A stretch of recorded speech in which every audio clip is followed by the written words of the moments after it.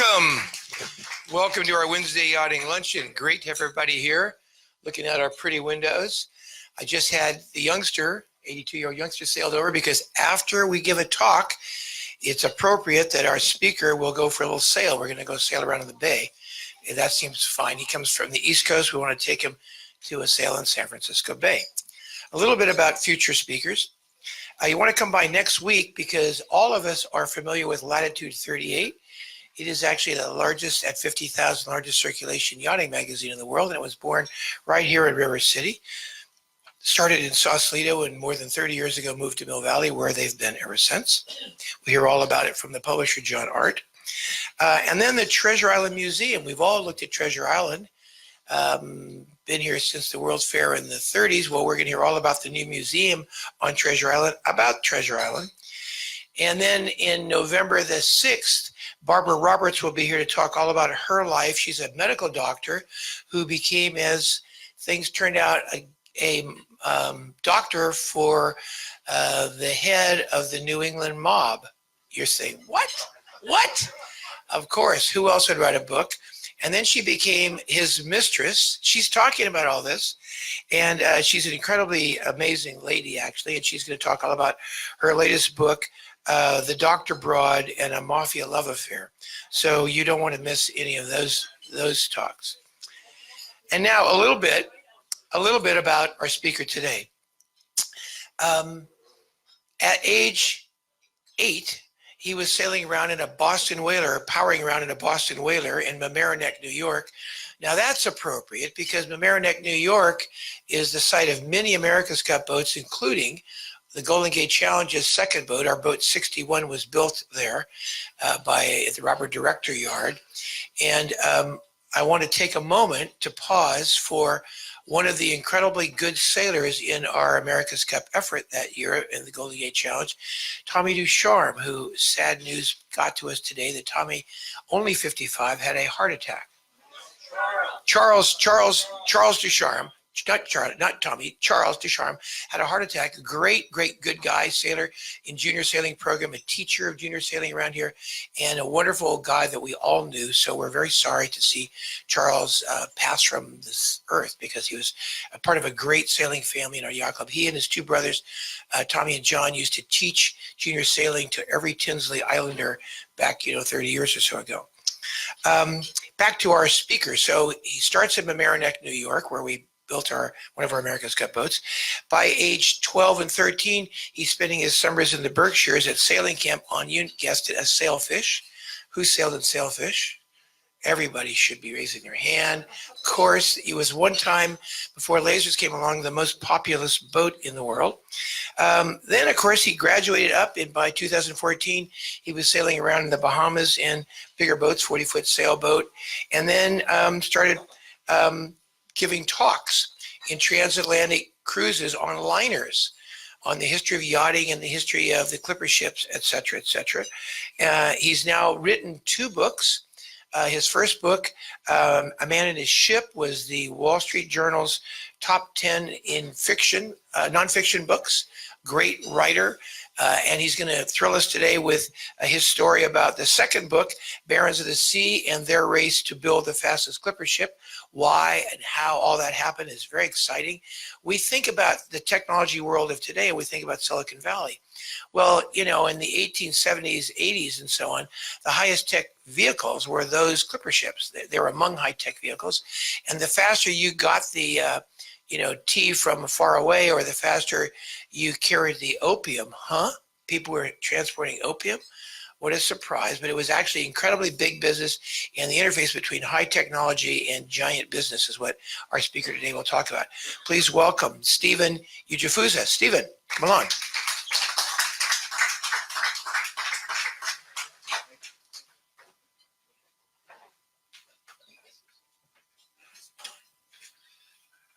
Ron, thank you so much for the kind introduction, and it's a pleasure to be here at St. Francis Yacht Club.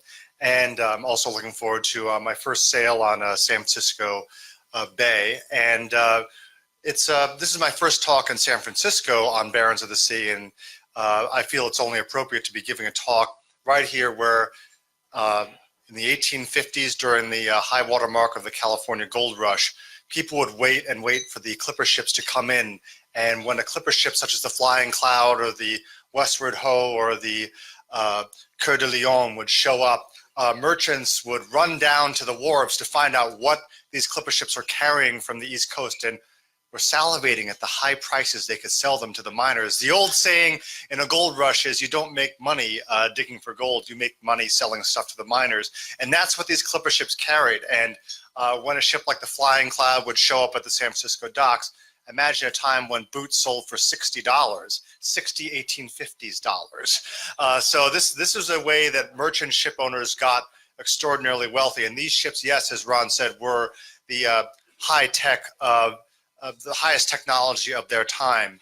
And these clipper ships revolutionized not just the California, but also the world economy. These ships were owned by kind of the Jeff Bezos of their time. These ships cut down the speed from sailing around Cape Horn from New York from 6 months to 89 days, or from China to New York carrying valuable tea to 74 days. So this book was originally, Barons of the Sea, was originally supposed to be about the great clipper ship builder Donald Mckay, who was the mastermind of the Flying Cloud, which held the record under sail from New York to San Francisco via Cape Horn from 1851 until 1989. And Donald Mckay had a wonderful shipbuilding operation in East Boston where he churned out more record-breaking clippers than any other shipbuilder. So when I sold this proposal to Simon & Schuster, I was thinking that was going to be the goal, a one man's quest to build the finest clippers in America. Well, I ran into a snag when I found out that most of Donald Mckay's papers had been destroyed in a flood in the 20s. So I had to go back to the drawing board. And then 2014, when I felt really stuck, I was watching the wonderful PBS documentary on the Roosevelt family.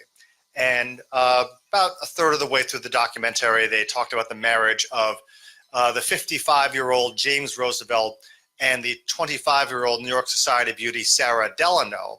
And they mentioned Sarah Delano's father, Warren Delano II, who was one of the great clipper ship owners, China traders in the Northeast at the time, had become a millionaire owning clipper ships. In fact, the first true clipper ship to sail from New York to San Francisco, and was also a partner in the firm of Russell and Company, which was the leading China trade firm, was also very involved in smuggling opium from India and Turkey to China. So I thought, Delano, that's a famous name. And then I basically began to re-engineer the book to be a story about Warren Delano II and his business associates and their quest to build these clipper ships. This is Warren Delano II, shown here in 1855 when he is a multimillionaire, owns a Hudson River mansion, a townhouse in New York, is the father to a growing family. These are two of his children here, one of whom is Sarah Delano, age 6 or so. And as all of you know, Sarah Delano went on to become the original Tiger Mother, the mother of President Franklin Delano Roosevelt. So in many ways, Barons of the Sea is not just a story of these great sailing ships that revolutionized the world, helped build this great city that we know today, but also a family story, a story about ambition, commercial success, heartbreak, and loss of wealth, and then the regaining of it. So here is one of the greatest clipper ships ever built. This is the Sea Witch, built in New York in the mid-1840s. This ship, as you can see, is a low, lean, yacht-like creation. She was around 175 feet long. Her masts were around 160 feet long or tall. And this is a ship. A clipper ship is a 3-masted, full-rigged vessel built for speed over capacity. She had sharp underwater hull lines. And the Sea Witch sailed from Hong Kong to New York in 74 days. That sounds, in today's era of 14-hour flights to Hong Kong from New York, that doesn't seem all that impressive. But think that only a few years before, a typical China trading vessel would require at least 6 months to carry her cargo of tea to New York or Boston. Tea is something we really take for granted today. You go into Whole Foods, you can get it any time of the year you want. Back then, in the mid-19th century, tea was a luxury good that came in only once a year after the first spring pickings, and whatever ship came in first commanded the highest freight rates and commanded the highest profits for the shippers of this tea. So the Sea Witch was a truly revolutionary type of vessel. And I've often been asked, where's the origin of the term clipper ship come from? Well, the earliest I could find was a reference to from a poem by the English Restoration poet John Dryden describing the flight of a falcon. Now, it's important to know that not every three-masted full-rigged ship is a clipper ship. A definition of a clipper is a three-masted vessel, all of which have square-rigged sails, built and foremost for speed over capacity. So you sacrifice capacity for high-value, expensive freight, such as tea or very expensive goods being shipped from New York to San Francisco to help build this city and sold for very high prices. Now, people think of clipper ships as a Boston thing or a New York thing, but two of the main characters that I talk about in Barons of the Sea actually have their origins in the whaling port of New Bedford, which for a time was the wealthiest city in the United States. New Bedford, Massachusetts was largely a Quaker city, and whaling was the energy business of its time. It was a immensely profitable, dirty, nasty business, which men would be away for 3 or 4 years at a stretch, sailing as far away as the Sea of Japan or the Arctic to harvest oil, which basically powered the Industrial Revolution of New England and the United States. It was used to light homes. It was used to lubricate machinery. And these two men shown here on the left, Captain Warren Delano I, and on the right, Cornelius Grinnell. These were two whaling captains who wanted something a bit better for their sons, something of a bit of a less dangerous trade. And their two sons, Warren Delano II and Moses Grinnell, would end up not only becoming some of the richest men in the country, but also were the men who were behind the clipper ships. Warren Delano and Moses Grinnell, as young men, were just, rather than going off to sea like their fathers, they were sent in the 1810s not to Boston, but to New York, which was growing rapidly as the emporium of the world. In 1826, the Erie Canal opened, and this basically funneled all of the riches of the growing Middle West of the United States down the Erie Canal, down the Hudson River, and out through the city of New York. So this is where these young men went to make it. And this was South Street Seaport, shown in the 1830s. And basically, residences, businesses, and shipping were all cheek by jowl. Manhattan at the time, or New York, was basically, the city was basically clustered at the very southern tip of Manhattan Island. So you couldn't escape being away from the sea. And these counting houses shown here is where Grinnell and Delano got their start, working behind desks as clerks for two merchant shipping firms. And these two men would take two very different paths. Warren Delano, in his early 20s, was given the chance to go to China. Moses Grinnell began investing in the transatlantic packet ship business, basically ferrying immigrants and manufactured goods to and from the old world. And New York at the time, this was a betting city. This was a city where basically everyone was asking, and also a time in America's history where everyone was asking, how fast would it go? The 1830s was when the first locomotives began appearing, traveling at the dizzying speed of 15 miles an hour. People thought, how could you think? You had yacht races. You had the formation of the New York Yacht Club. And you also had trotting races up and down Broadway. You had the invention of the telegraph. So this was a truly revolutionary period, the 1830s, 1840s. So the clippers did not just come out of a vacuum. They came out of a time when time really was money and everyone was obsessed with speed and betting. Now, Warren Delano II in 1833 was given the chance to apprentice himself to one of the great firms in Canton, China, modern-day Guangzhou. This was the only port in the Celestial Kingdom that was open to foreign or Western trade. And this shows the quarters where the 400 or 500 or so Western traders would live. This was an all-male, work hard, play hard environment. Warren Delano ends up becoming partner of Russell and Company at a relatively young age. And his goal, along with several other of these Yankee men, almost all bachelors, their goal was to come home worth $100,000 trading in tea, silks, and also illicit opium from India and Turkey. $100,000 doesn't sound like a lot today, but in the 1830s and the 1840s, that was enough for you to come home independently wealthy.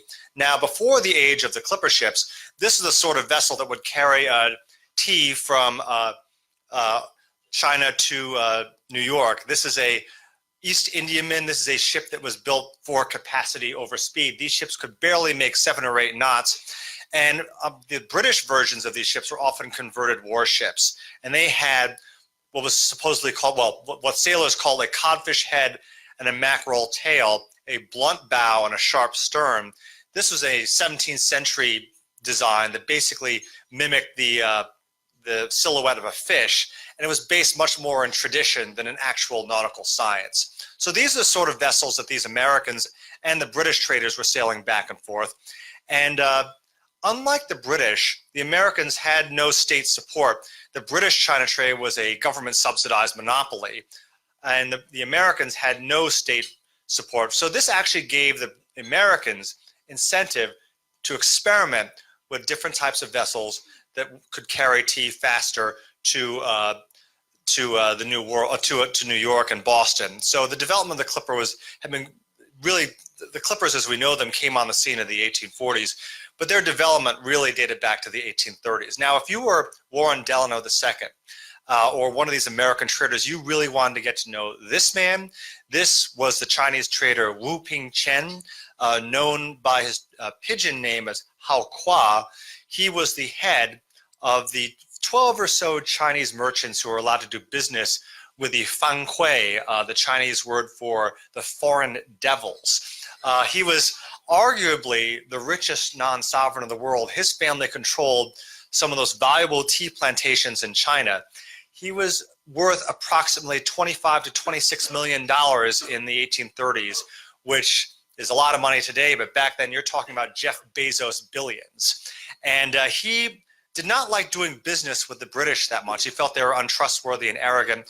And he was very impressed with these young Americans, such as the Forbes brothers, John Murray Forbes and Robert Bennett Forbes, and Warren Delano II.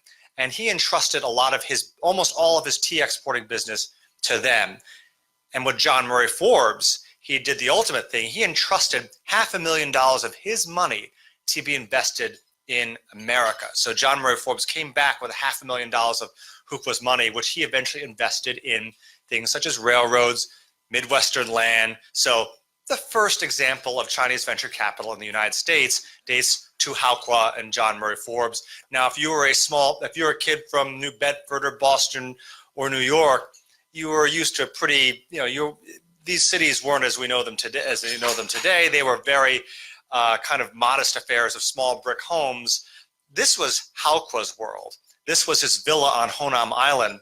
And if you were in his favor, he would entertain you at his villa. And this is what they saw. And a lot of these young men said, when I come back to America with my competence, I want to build something just like this. And many of them did when they came back. They not only invested in ventures such as these new clipper ships, but also in homes in Newport, Rhode Island, and the Hudson Valley that were inspired by the lavishness of Haoqua's palace. Now, there's the romance, and then there's the reality. There weren't a lot of things from America that the Chinese wanted to buy, so the Americans copied what the British had been doing since the 1750s, smuggling opium into the Celestial Kingdom. Technically, it had been illegal since 1799, but thanks to a system of bribery and winks and smiles with the local officials, opium was smuggled in, and eventually hundreds of thousands of Chinese were addicted to this drug, wreaking havoc with the population. Warren Delano II and his compatriots at Russell and Company saw nothing wrong with this. They said this is just like selling strong spirits or alcohol.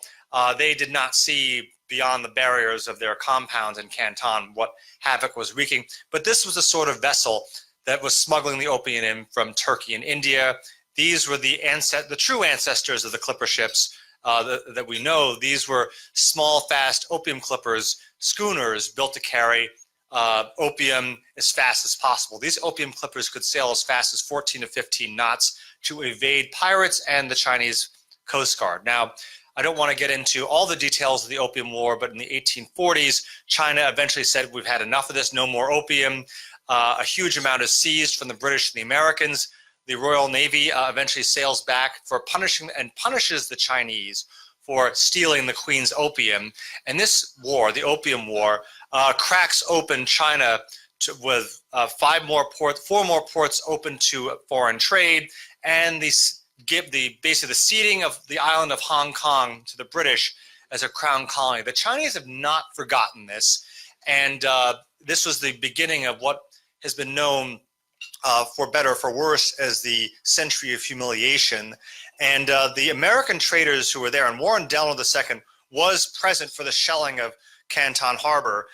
He said, well, actually, the Chinese need to be taught a lesson. And he also said, this is a great business opportunity to build bigger and faster ships for the China trade. And this is one of the first of the true clippers. This is the Anna Mckay of 1833, the true ancestor of the China clippers. This was basically a small, an expanded opium clipper rigged as a full rigged ship versus a schooner. And eventually this model was enlarged to what was known as the true China clipper. As you can see, this is a very different type of vessel than the East Indiaman. You can see she is very sharp hulled, built for speed over capacity. And the clipper ship was basically birthed not in Boston, but in New York by a number of naval architects who were building the ships on commission from men like Warren Delano, the Forbes brothers, and the Lowe family, who I'll get to later. John Willis Griffiths was working for one of these shipyards as a draftsman, and he pitched the idea of having a much larger expanded opium clipper vessel with a V-shaped bottom and a high rig for maximum speed. And this was the Sea Witch, of which he was arguably his masterpiece. And there was a big debate going on within these naval architects circles of, if you're going to build a clipper ship, should you have a V-bottom for maximum speed, or should you have with sharp bow and a sharp stern, or should you have a flat bottom so you get more capacity but still a sharp bow and a sharp stern? So this is something that was debated heavily. The Sea Witch was a V-bottom type vessel, and this is the ship that held the record from 1846 to 2003, I believe, under sail, 74 days. And another family that was very involved with the clipper ship trade and were partners with Warren Delano was the Lowe family. Abiel Abbott Lowe ended up owning the largest and most successful clipper ship fleet, sailing between New York and Hong Kong and Canton. And his naval architect was Captain Nathaniel Brown Palmer. Palmer was a fan of the flat bottom. So you're able to carry more materials, more crates of tea, but you don't sacrifice speed because you still have the sharp bow and the sharp stern. Now, one of my favorite characters in Barons of the Sea is Abiel Abbott Lowe's youngest brother, Charles Porter Lowe, who refuses to become a proper merchant and runs away to sea to be, and with hopes of becoming a captain. Eventually, Captain Charles Lowe becomes one of the leading clipper ship captains and writes a wonderful set of memoirs and recollections. It's probably the only true like memoir left by one of these clipper ship captains, and it's a truly entertaining read. Now, one of the Lowe's most prominent clippers was this one, the Oriental of 1849. Now, the Oriental was notable not just because she made record-breaking passages between Hong Kong and New York, but in the early 1850s, she made the first voyage of an American clipper from Hong Kong to London, basically challenging the British to get into the race. And this ship arrived in London in 97 days, thrashing the British competition. And the reaction of the London Times to the arrival of the sleek American beauty was, how dare they? How dare they? The Times said, we must run a race with our great unshackled rival. But what really throws fuel on the fire, the building of even larger clipper ships, much larger than the Sea Witch or some of these other China trade clippers, was the gold rush to California. This is where the flat bottom hull makes a lot more sense, because you need to carry not just tea crates, but dry goods, chairs, tables, glass, booze, everything needed to build a great city from the ground up. When gold was discovered in California in 1848, over 100,000 men mostly men, dropped what they were doing and tried finding their way to San Francisco on pretty much anything that would sail around Cape Horn. Battered old transatlantic packets, battered old whalers, old schooners, anything that could float. A lot of them didn't make it. You also had a steamship service that sailed between New York, Panama, and then Panama to San Francisco. You had to cross overland over the isthmus by pack mule, but that provided passenger mail service. But there was really a need to carry bulk cargo around 10,000 miles to around Cape Horn. And this is where the clipper ship comes in. Warren Delano II had just built a clipper ship called the Memnon for the China trade and was like, wait a minute, these old tubs are taking 6 months to go around Cape Horn. A lot of them are not making it. How about I put high value freight on the Memnon and see how fast she can go? Well, she arrives through the Golden Gate, through that very passage in 119 days, which was extraordinary. And then that starts the race for the fastest clipper ship. So imagine a city a town, San Francisco, that went from a village of 2,000 people to a major metropolis of, I believe, 300,000 people within a few years. That's a lot of stuff that's needed to build a city. And San Francisco didn't have its own factories. It didn't have its own agriculture. The northeastern United States did. So, as I said earlier, an egg cost $1 in 1851, 1852. That's a $20 egg. $60 boots, that's $1,000 boots. Great way to make money. Now, life aboard a California clipper. This is the Balclutha, pictures of her taken a few years ago, but it's my way of sort of trying to recreate what it would be like. If you were these ships would carry maybe 20 or so passengers, 60 crew members, and then a complement of officers.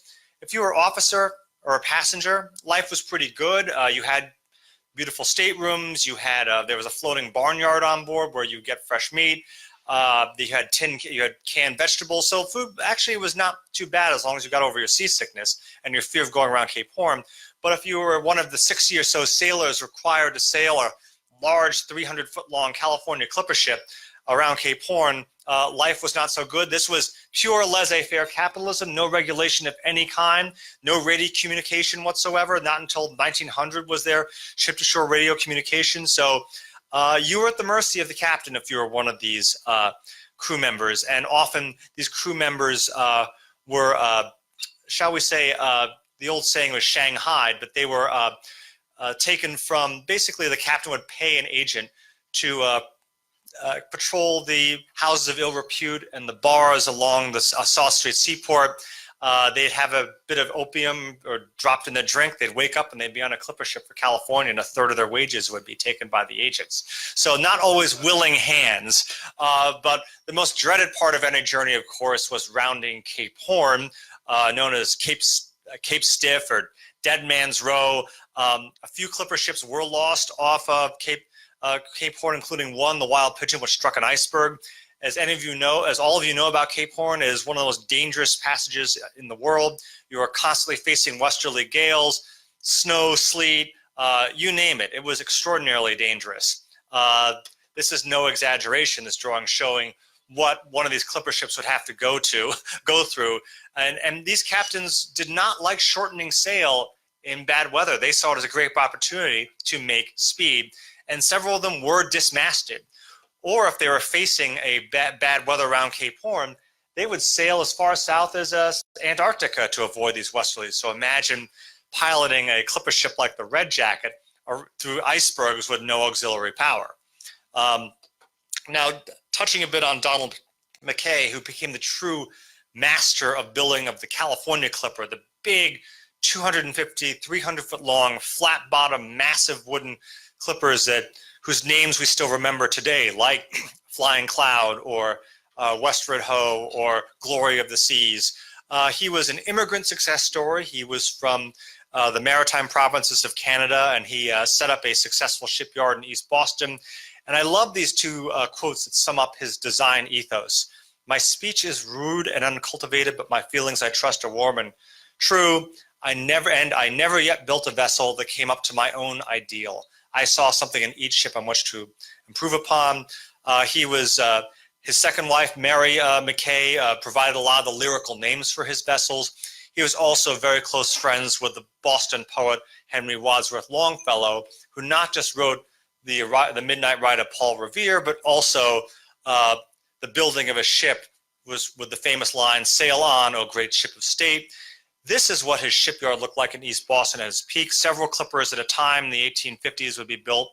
And these are all built almost entirely out of wood. And one of Mckay's talents was selecting, not just designing ships with beautiful lines, but also knowing what type of wood went where. White oak was the most prized of shipbuilding woods. And these ships would take around 6 months to build. No trial voyages. They'd load them up and send them off to San Francisco. Once again, laissez-faire capitalism, no regulation of any kind. The Flying Cloud of 1851, this was only his second California clipper and arguably his most famous. She set sail from New York in the summer of 1851 and arrived 89 days, 8 hours later in San Francisco Harbor. And her owner was Moses Grinnell, who had built up his business in the packet ship business and decided to get involved in the China trade and the California trade a bit later than Warren Delano. And he actually bought this ship for $90,000 while unfinished because he wanted to get in on this. And the previous owner said that was the biggest business mistake he had ever made. A few years later, the Flying Cloud beat her own record of, her original record was 89 days, 21 hours, I believe. And then a few years later, she beat her own record at 89 days, 8 hours, and that record stood under sail until 1989.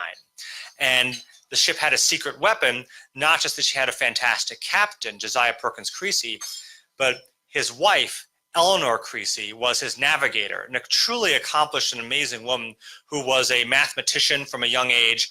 And these two were responsible for the Flying Cloud and her record-breaking voyages. Now, Mckay was a believer in bigger is better. A few years after the Flying Cloud, had built a Sovereign of the Seas, which is almost 300 feet in length. She is so big that no one would buy her, so he finishes her on his own account and sells her for an enormous profit. Everyone thinks he's crazy, and people think he's even crazier when he builds this one. This is the Great Republic of 1853. She is close to, she's, I believe, 350 feet long, weighs in at 4,500 tons register, the largest merchant ship in the world. Her main yards are 110 feet across. She's so large that even there's a little auxiliary steam engine that's put in to help raise and lower the yards. No one would buy this one either. Mckay decides, I'm going to build her, and she will amaze the world, and then I'll sell her for a tremendous profit. She costs over $300,000 to build, and that basically is all of Mckay's money. Well, the day after Christmas of 1853, she's in New York Harbor. She had just been towed down from Boston. She is loaded up with goods and ready to sail, and then she catches fire and burns to the waterline. And this breaks Donald Mckay's heart. And one of the great tragedies of maritime history is that no one would ever know how fast the Great Republic would have sailed under full canvas. The Sovereign of the Seas very briefly made 22 knots, which for some perspective, 22 knots in 1853, that was the service speed of the RMS Titanic in 1912, a steamship. So this gives a sense of how remarkable these ships were. But the Great Republic is eventually salvaged and turned into a much smaller vessel, and she survives until the 1870s, but she is not what Mckay designed her to be. By the mid-1850s, freight rates to California are dropping because San Francisco and the surrounding area begins developing its own agricultural and manufacturing infrastructure. So we have a new type of vessel called medium clippers, which come on the scene. These are more full-bodied, less heavily rigged vessels that are much less expensive to operate. And they make men such as William Fletcher Weld of Boston extraordinarily wealthy. By the way, he's the ancestor of Governor Bill Weld of Massachusetts. Those people that do make money in the clipper ships, by the 1850s, they begin diversifying their fortunes into such things as coal, railroads, real estate, and these are the sorts of homes that were built on the Northeast. The house on the parlor on the upper right-hand corner is the Robert Bennett Forbes house in Milton, Massachusetts, and these these barons of the sea, these clipper ship owners, are also immensely philanthropic. They give to such things as Milton Academy, Massachusetts Institute of Technology, Harvard University, many prep schools. So a lot of the Northeastern establishment stems from these fortunes.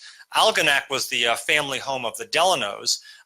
Warren Delano wanted to build his version of Howqua's Palace in the Hudson River Valley. This is a sketch almost definitely done by him of his dream house. And this is his wife, Catherine Delano, who he marries in the, she's, I believe, 18 and he's in his mid-30s. And then she goes to China with him twice and loses her first child in Hong Kong. So it was not uncommon for some of these clipper ship owners' wives to come along with them. It was a tremendous hardship, but they were also shielded from Chinese culture. They didn't. They were pretty much within these walled compounds. In 1862, the whole Delano family rejoined. Well, to backtrack a little bit, in 1857, Warren Delano II loses his gigantic fortune in a series of bad investments, and as a 50-something-year-old man, the only way he could really quickly regain his fortune that he had earned in clipper ships, earned in the China trade, was to go back to China and go back into a young man's game, into selling, going back into tea and opium. And then in 1862, he books passage for his entire family of 8 children, his wife, and 3 servants on the clipper ship Surprise. And this is a 128-day voyage. It's a very poor passage by clipper ship standards. And his wife writes of the hardships of dealing with toddlers constantly throwing up and being bored on this journey. So if you think traveling with kids on a flight to China or Japan is bad, imagine traveling with 8 children on a clipper ship for 128 days. Eventually, Warren Delano II does regain his fortune and comes back to the United States. The end of the clipper ship era, well, there's a misconception that steamships came along in the 1850s, and that's not quite true. Steam and sail coexisted from the 1840s and the 1850s. Steamships did the transatlantic route because that was 3,000 miles, was kind of about the maximum distance that a steamship could sail before running out of fuel. And the problem with a steamship is what takes up valuable cargo capacity? Coal. So sailing ships were perfect for these long-haul voyages to California or to China because you'd never run out of power. Well, theoretically, unless you get becalmed. But by the 1860s, steamships had become big enough and powerful enough to carry enough fuel and enough cargo to make them profitable on these long-haul voyages. The opening of the Suez Canal in the late 1860s basically makes it a lot easier for steamships to go from China to England and to the United States. The Transcontinental Railroad in the late 1860s cuts down the voyage to California to only a couple of weeks.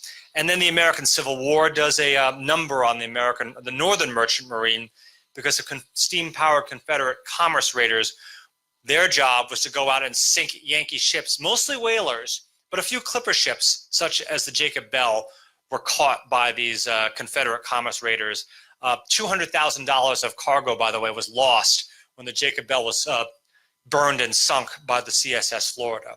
Now, with the winners and the losers, Donald Mckay and a few other of these shipbuilders who did not diversify or get into building steamships, they were the losers. Donald Mckay died bankrupt in 1880 and was basically forgotten for a while until people realized what a genius he was. His fear was that he would be dismissed by Boston society as being a mere wood chopper.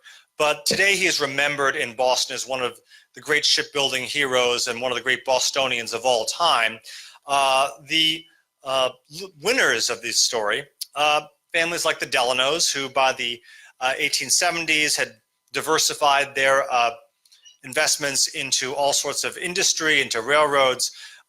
Warren Delano II, shown here surrounded by all of his grandchildren, dies in 1898, leaving each of his children about $2 million, which was a substantial fortune and an enormous amount of money in 1898, and a fortune which helps ensure the future stability of his daughter, Sarah Delano, who marries into the Roosevelt family. Franklin Roosevelt was one of many grandchildren who must have been like, Grandpa, tell us about your days in the China trade. Tell us about owning these clipper ships. Tell me about your travels. Warren Delano II and a lot of his compatriots didn't want to talk about their business life, especially the opium trade. Warren Delano II wrote maybe only a page or so about his memories of being in this business. But Franklin Delano Roosevelt, the man most famous for the quote, "There's nothing to fear but fear itself," the president who led us through the Second World War and the Great Depression, he was deeply influenced by his grandfather. In fact, his mother would say, "Oh, Franklin Delano Roosevelt, he's not a Roosevelt at all. He's all me." He actually, one of his favorite sayings was something he liked quoting from his tough as nails grandfather. "Never let my right hand know what my left hand is doing in politics as in business." He also loved building ship models, as you can see here. So they're truly something to circle back. If not for Warren Delano II and these clipper ship fortunes, we wouldn't have had Franklin Delano Roosevelt. And in conclusion, I could not have written Barons of the Sea without the help of many families that were associated with these the clipper ship era. The Delano family was extraordinarily helpful in both documents and photographs. Louis Howland, who you might know from his many books, most famously on the yacht designer Starling Burgess. He was someone I like to call my clipper ship rabbi. He passed away earlier this year, but if not for him, I could not have finished Barons of the Sea. And it was truly a journey for me, not just about America at a certain place in time, but also about family history. And in conclusion, I'd like to pull a page from my wife's book, and she's a physician, and in their medical presentations, they like ending with pictures of their children. Here is my son, Isaac, hopefully he'll learn how to sail when he's a little bit older. So thank you so much to the St. Francis Yacht Club.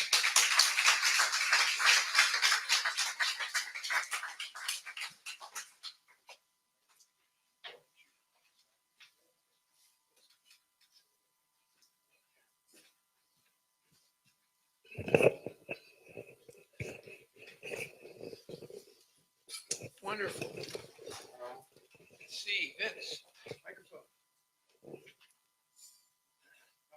Okay, I'll use this for a second here. So welcome again to the Wednesday Yachting Luncheon. Our speaker today is the historian and the author, Steve Ujifusa. Steve, as you've seen, has written two really well-regarded books. And so, Steve, let me ask you a few questions about, and I'm happy to have you here, a few questions about clipper ships. And here you go. First question, how big was the crew on a clipper ship? The biggest ones, they were around 60 people, 60 men, which made them very expensive to operate. And what's the average age of a crew member on a clipper ship? They were typically in their 20s. So they were generally pretty young. And in fact, Captain Charles Porter Lowe, when he was captain of the clipper ship Hao Kwa, named after the merchant, he was only 23 when he was a captain. So these were very young men. This is sailors would go to sea in their teens. And if they were lucky, and often if they were well connected, they would rise to become officers by their mid-20s. And how much would they get paid? Oh, not that much. I think around the equivalent of like $25 a month, which is not that much. So $25 a month, how would you scale it up with inflation to these days? Oh boy, I would probably say that's like less than $1,000 a month. Somebody will figure that out. We'll know that number. And so what's the fastest recorded speed ever by a clipper ship, even if just down a wave? I think it was supposedly the Sovereign of the Seas, which for a very brief period after rounding Cape Horn and was going up the coast of Chile, made about 22 knots. And so by contrast, just so we can see, when Warren Loris broke the 1854 record that was set going from New York to San Francisco was 80 days and 20 hours. When they broke that record, they came around in a boat called Thursday's Child. I know because they were my house guest in Mill Valley when they got here, and they almost didn't make it, and they barely broke the record. They broke the record by a few hours. So these boats are incredibly fast. And when I made a comment to Warren Lors, the skipper and owner of the boat, I said, "Oh my God, you must feel great about breaking this, a record set in 1854." And he said, "Yeah, in a way, I should be proud, but remember, I was sailing a carbon fiber boat with Spectrum sails and using all kinds of advanced navigational systems and eating freeze-dried food. And I beat a square rigger, which is made out of wood, hauling cargo." So he said, yes, we do feel happy about breaking the record, but we're very respectful of those whose record we broke. So those are incredible fast creatures. Yeah, no, I mean, and these guys, by contrast, when Captain Creasy and his wife Eleanor were navigating the Flying Cloud around Cape Horn, they were, navigating by the stars. They were also using a new navigational tool, a book published by Lieutenant Matthew Fontaine Maury, which for the first time outlined all of the ocean's tides and currents, which actually gave them an advantage that had not been available before. And in order to make the fastest time, according to this book, you don't hug the coast of Brazil to sort of, what you do is you basically cross the Atlantic going almost to Africa, and then you tack and turn around and head, and then you catch the prevailing winds going back towards South America. So it's counterintuitive, but that's what allowed, it was the Maury's work, which was, I think, first published in the late 1840s, which also made these times possible as well. So Stan Honey, the world's greatest current ocean navigator, I bet you're paying attention to these comments right now. So talk a little bit about the dimensions of a typical clipper ship. Well, I think the Sea Witch, which was the sort of the queen of the China clippers, she was around, by today's standards, she wasn't all that big. She was less than 200 feet long overall in length. Her masts were maybe 170 feet tall, but the Great Republic, which was kind of an anomaly. I mean, she was, I believe 370 feet long. She was quite, or close to 400 feet long. So these ships, but a typical China clipper such as the Flying Cloud, I believe she was 230 feet long and about 35 feet in beam. And so what about draft? How much water did they draw? I think they drew about 18 feet.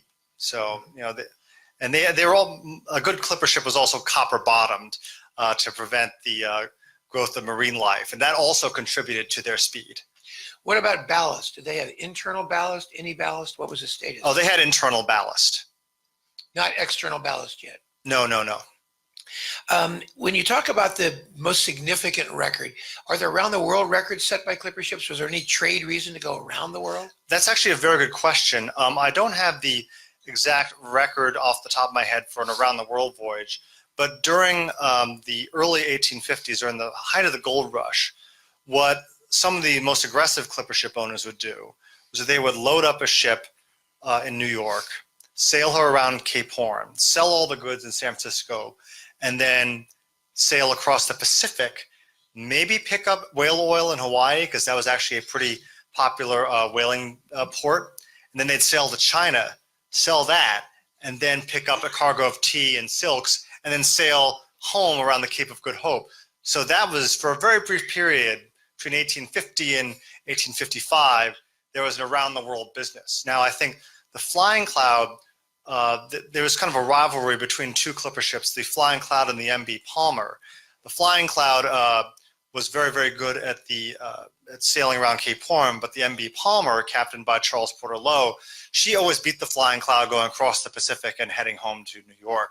So I don't have the exact, around the world figures off the top of my head, but there was competition there. There was a great story in Charles Porter Lowe's memoirs in which the MB Palmer leaves New York, I believe, 10 days after the Flying Cloud, and the MB Palmer pulls up to the Flying Cloud off the coast of Brazil. Captain Creasy hails to Captain Lowe, when did you leave New York? And then Lowe says, 10 days after you. And Lowe says, Captain Creasy was, quote unquote, mad as a hornet as we sailed past him. Now, I'm going to keep asking questions of our fascinating speaker today. But if you have a question, just hold up your hand. And whereas many speaking series have somebody bring the microphone around, we have a naval architect, our own Paul Kamen will bring the microphone to you. So if you have a question, just give a nod to Paul. We enjoy questions from the audience. So how long would it take for you to write and research this book? How long did it take? Barons of the Sea took 5 years start to finish, with about a year period of being stuck when the Mckay problem surfaced. I couldn't find all the documents I wanted. But yeah, I think there's a lot of sort of time that it takes to research, visit all the repositories, and find the archives I want. And then actually, the weird thing is, after all the research, the writing is, the first draft just sort of happens fairly quickly. Then thanks to Simon & Schuster still does, books the old-fashioned way, where they really do. There's a lot of editorial back and forth. So there's also about a year of comments, back and forth revisions, and that is actually probably the most challenging part, is doing the revisions and editing, but ultimately the most educational part, where you work on the storyline, you check your sources, you see if there's to fill in a missing gap, and so 5 years start to finish. What are they typically, of all their editing, what do they spend most time dealing with? What are the issues? Storyline issues, flow, like okay, this is a nice little excerpt or a nice little aside, but what does this add to the story? Keep focused on the main characters. Keep focused on the main characters. Story. So the old saying is, the old writing saying is, kill your little darlings, like those little tangents you really care about. Well, when you're writing narrative history, the challenge is, on one hand, to be thorough and note your sources and all that, but you still, when you're selling,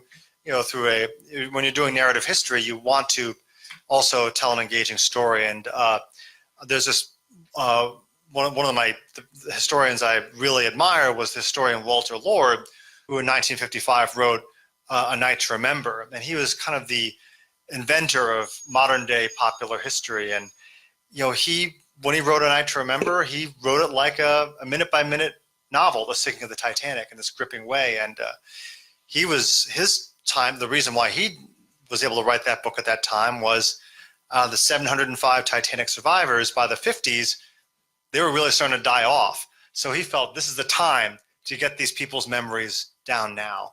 And so for me, it's a blend of document-based research, of interviewing descendants, and it's a lot of fun. It can be at times frustrating, and it's long, but I'm lucky to be working with publishers who say rather to take a bit longer and do it right than to rush it out. So I'm really lucky. Yes, and we have a question. Yes, sir. My question is, how did the British clipper ships, such as Cutty Sark and Thermopylae, compare to the U.S. clipper ships? That's a very good question. The Oriental, one thing that clipper ship did, the ship that I mentioned that sailed into London, the American clipper, was that when she arrived, she was put in a dry dock, and some British naval architects said, "Hey, can we take a look at the underwater section of this ship?" And the Lowe family was like, "Yeah, sure, why not? Take a look." And within a year or so, sort of knockoff clippers, I guess you can call them, began showing up, ships like the Chrysolite and these British clipper ships were actually, the early ones were actually smaller. And the American clipper ship owners, a consortium of them actually set forth a challenge to the British clipper ship owners, a purse of £10,000 for basically a race from Hong Kong to London between an American clipper ships and British clipper ships, regulated like a regatta, with this giant 10,000-pound purse that was footed by Baring Brothers Bank. And the British clipper ship owners never took the Americans up on this, but which was immensely satisfying to these American clipper ship owners. But by the 1860s, the Thermopylae and the Cutty Sark, ships like that, were around the same size. But I don't think any of the British clipper ships approached the. I don't think any of them reached the remarkable 22 knots, but they were still pretty darn fast. But by the late 1860s, the American clipper ships had kind of faded from the scene. So what's the cargo size of one of the clipper ships? And we're looking for any other questions out here. What was the cargo size you could carry in a typical clipper ship? Oh, that's a good question. Back then, ships were largely measured by their cargo capacity. So I would say, an estimate would be a few 1,000 to 2,000 tons worth of cargo, and they would cram these ships in full of every nook and cranny. There would be no wasted space. John Murray Forbes, the great Boston entrepreneur who also invested money for Hao Qua, his daughter remembered that her father would be so stressed out about how to cram as much cargo as possible into a California clipper ship that he would have what he called his box fever, in which he'd be laid up in his bedroom with leeches on his head. He was so stressed out about how can I maximize the dollar value of what's going around Cape Horn. I mean, this is a tremendous risk. You would have anywhere from $50,000 to $200,000 worth of cargo crammed into one of these vessels. So if the ship was lost, I mean, yeah, you'd have insurance, but it was still, you were carrying not just cargo on your own account, you were carrying cargo on consignment from New York and Boston merchants. So this is a very stressful thing. And it was a risk reward thing. It was, okay, you take a big risk cramming all this cargo onto one ship. It could pay off magnificently. However, if a clipper ship arrived with, say, a cargo of textiles from Lowell, Massachusetts, and 3 other clippers had arrived 2 weeks earlier full of textiles from Lowell, Massachusetts, you'd be in bad luck. So what would be the value of a ship full of opium versus tea? Oh, that's a good question. Just to clear up a sort of misconception, these big extreme clipper ships did not really carry opium all that much. It was these little schooners, these little opium clippers that would carry the smuggled opium from India and Turkey to China. So these were the drug running boats of their time. I don't have an exact dollar figure, but enough for a good way to illustrate how much this cargo was worth. A opium clipper would pull up out alongside or outside one of the forbidden ports before the Opium War. And wait, now, forbidden port. What would a forbidden port be? One of the Chinese ports was not open to Western trade before the 1840s, not Canton. And the Mandarin customs official would row up to the opium clipper and tell the American captain, you're not supposed to be here. Please continue on to Canton. And the captain would say, oh, I'm really sorry. We're running low on water and provisions. We just need, please help us out. That would be the signal. And the Mandarin would say, oh, okay. So how much opium do you have on board? Where's my bribe? So the silver would change hands. The Mandarin would row ashore, and the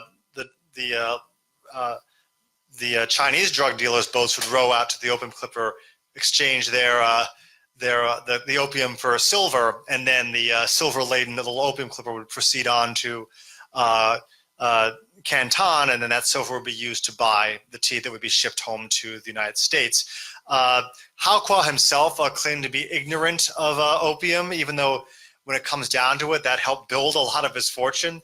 He said he was willing to shut his eyes, but it was something that I'm sure these guys knew it was wrong, but it was just too profitable. Jimmy DeWitt has a question. Jimmy. You mentioned Mallory. Mm-hmm. Microphone. Paul. Hello. Okay. You mentioned Mallory. Is this the same Mallory that built some square riggers? I don't know if Matthew Fontaine Mallory built any ships himself. He was a disabled naval officer who had been crippled in an accident. And what he did to do his winds and currents charts was that he began collecting navigation notes from not just American naval vessels, but from American commercial vessels, trying to find out what their observations of the winds and currents were. And he eventually took all this data and aggregated it into these charts. But I don't know if he actually built ships himself. Jimmy, why were you asking about Mr. Mallory? Because Oh, you're thinking Mallory, not Mallory. Oh, Oh. maybe I got the name wrong. Okay. Well, Tell us why you were asking, Jimmy. Well, Mallory used to be a sailmaker in some harbor back east, New England. New England, and he realized there was more money in making the square riggers, so he started making square riggers. Mhm. And then every town and every street and every building is called Mallory back there. And years later, his son or grandson found this beautiful soup tureen in New York in a hawk shop. And it was given to Admiral Horatio Lord Nelson by King Trafalgar III. And he bought that, and it became the Mallory Cup. oh, okay. Did someone in this room win the Mallory Cup from the West Coast? Huh? For everybody who doesn't know, the few who don't, the guy standing up was the first person from the West Coast, Bravo, to win the Mallory Cup, the Wow. sailing championship for the United States. Our own celebrated, brilliant artist and great sailor, Jimmy DeWitt, was the first to win the Mallory Cup. And he's a very old man. And years ago, I was a young man, and I met a very old man named Jock. And he used to climb up in the rigging and measure the yards for new sails, for sails.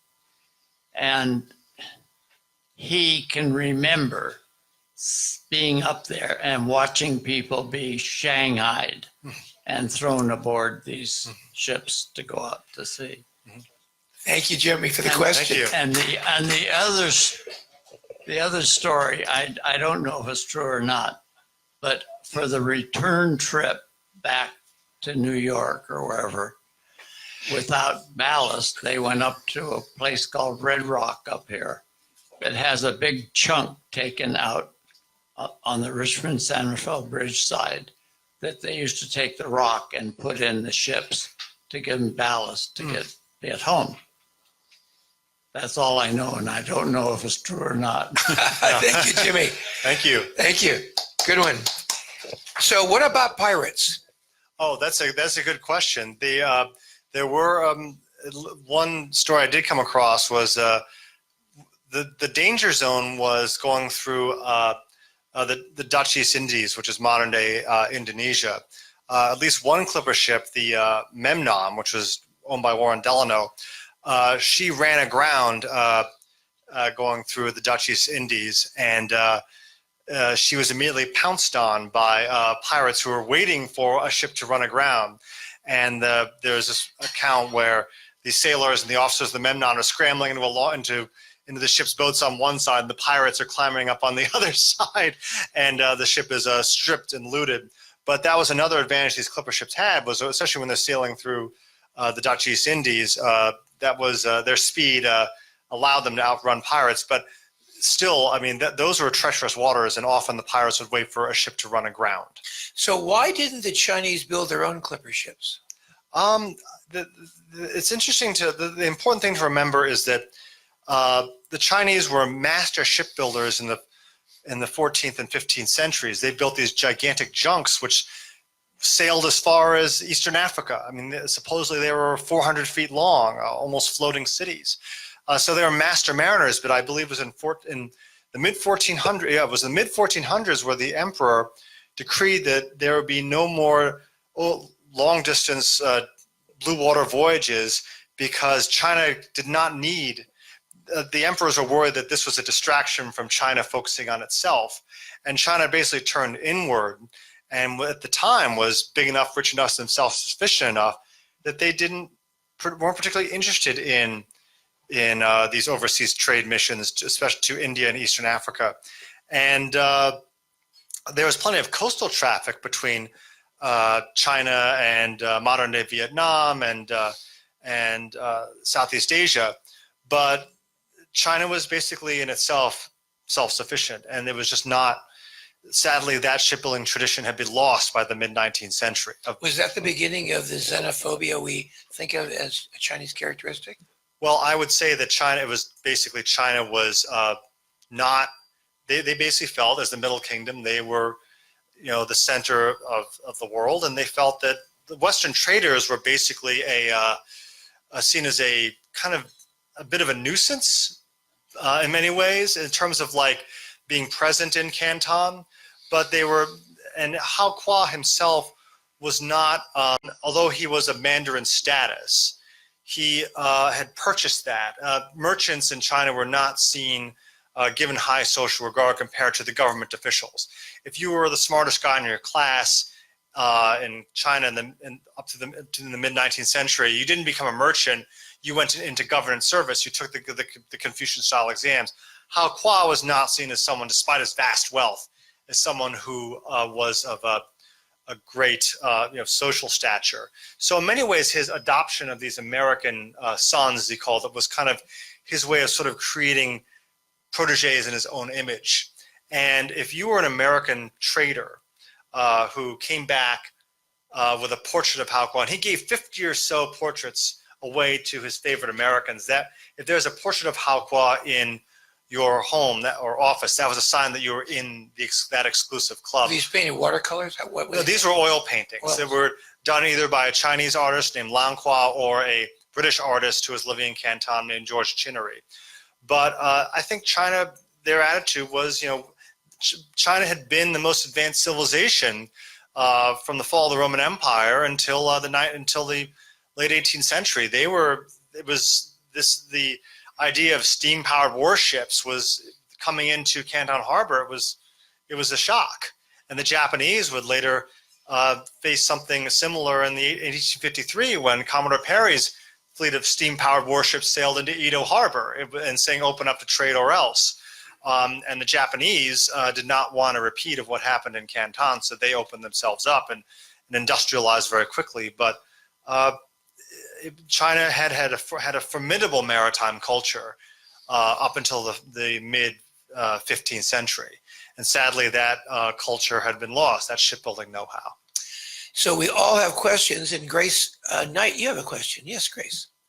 I don't have a question, but if you could give us the courtesy to fill in a little bit more on the lady navigator. I believe that she was the daughter of a captain who taught her how to navigate. And when she married, the husband said, "Go for it." There had been some very recent publications of the currents that the male navigator said, "We're not going to pay attention to those currents." She did. She went all the way to Africa, almost, and then came back. Could you help us with that story? Because it's so unusual for a woman to be even allowed to do that. Oh, of course. No, Eleanor Creasy was a remarkable human being. She was born in Marblehead, Massachusetts, which is the same hometown as Captain Creasy. So the two of them knew each other growing up. Her father was a naval officer who encouraged her interest in mathematics and later navigation. And she served as an equal partner with her husband, Josiah Creasy. And also, she kind of Josiah Creasy was what was known in the clipper ship business as a pencil sharpener. He was very aggressive when it came to speed. He was a driver. He was kind of nasty. He was very nasty to his crew. And Eleanor Creasy was someone who kind of kept her husband's temper in check because he was not easy to deal with. And the two of them were a team. They never were apart. He never sailed a voyage without her. There are a few cases. I mean, there's one instance where the opposite happened, where Captain Waterman, who was an infamous character in my book because of his notorious voyage of the clipper ship Challenge. He brought his wife on a voyage for the first time, and she never wanted another voyage again. No one knew exactly why she decided not to go, but Eleanor Creasy was a truly remarkable person. The Creasys never had children of their own, but they were beloved by the passengers on the Flying Cloud. There's a wonderful letter written by Sarah Bowman that describes life on board the Flying Cloud during that first voyage, and she basically says, and there were 18 passengers or so imagine being cooped up with the same 18 people for 89 days on a clipper ship. It would be pretty annoying. I mean, I think Sarah Bowman basically said there's basically said, "Oh, there's one guy that keeps on hitting on me, and there's another guy who says he's a good singer and he's awful." And there are people telling the same stories over and over again. But she notes that Eleanor Creasy is this wonderful soul who knew how to set all the passengers at ease, and she was also acted not just the navigator, but she also acted as the ship's nurse. And it was not too uncommon for a ship's captain's wife to come on board and they'd serve in that role. But Eleanor Creasy's role as navigator, as an equal of her husband when it came to guiding the ship, and ultimately she was just as responsible as for her husband for those wrecking breaking voyages. That is truly remarkable. So your book is wonderful. It's full of data points. What were prioritize your top couple of research sources? The Franklin Delano Roosevelt Library in Hyde Park, New York was a wonderful repository of information about the Delano family and their commercial involvements. And it was there that I found a letter from Warren, basically a power of attorney document from Warren Delano II. And it was basically involved something that was one of those research moments, and involved part of Hauckwa's family money, where I looked at the documents, one of the last that I saw in the papers. It was written both in Chinese and in English.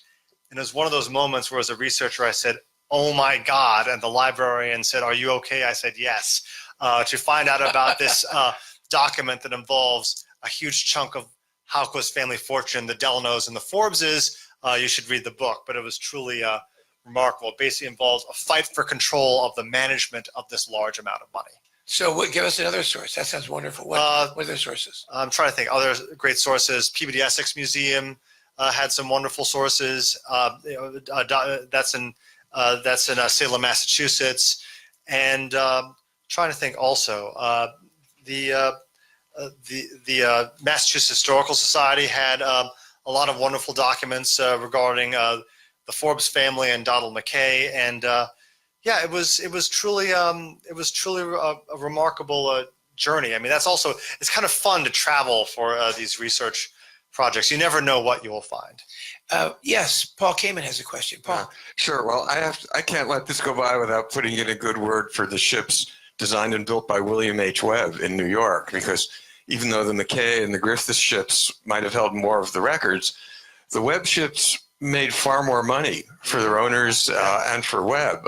So much so that 100 years later, money earned by the Webb ships was able to pay my tuition for college and continues to do so. Yeah, Webb. Yeah, that's a very good point, and I do talk about Webb in Barons of the Sea. He's one of the few. He's a naval architect that actually is very good with money, and he transitions to steamships as well as clipper ships. And one of his most famous vessels was a clipper ship called the Young America of 1853, and he supposedly said when the Young America sailed away, said, "Take a good look at her, for you'll never see her likes again," meaning you'll never see an extreme clipper like this, because even as early as 1853, the extreme California clipper was actually becoming less and less economically viable. What my research has led me to conjecture is that the design of the hull shapes with the sharp ends and the low prismatic coefficient was actually fairly well known before the design trends went in that direction, but the tonnage rules were extremely prohibitive of making a fine ship. You would get charged for the same amount of tonnage whether the ends were full or sharp, but there was significantly less cargo capacity with fine ends. Mm-hmm. So it was really, we've seen this for the next century and a half, distortion of sailing vessel shape because of the rating rule. Mm-hmm. And yeah, that's a good point. And also, I think what led to ships like the clipper ships being economically feasible were these very, very high freight rates, whether it was tea or also the San Francisco trade. So time really became money. Well, Steve Ujifusa, it was wonderful listening to you today. Give us a recount of your incredibly well researched Barons of the Sea. Fascinating story. Thank you very much for appearing here with the Wednesday Yachting Luncheon. And with that, our luncheon is adjourned. Thank you so much, Ron. Good on you.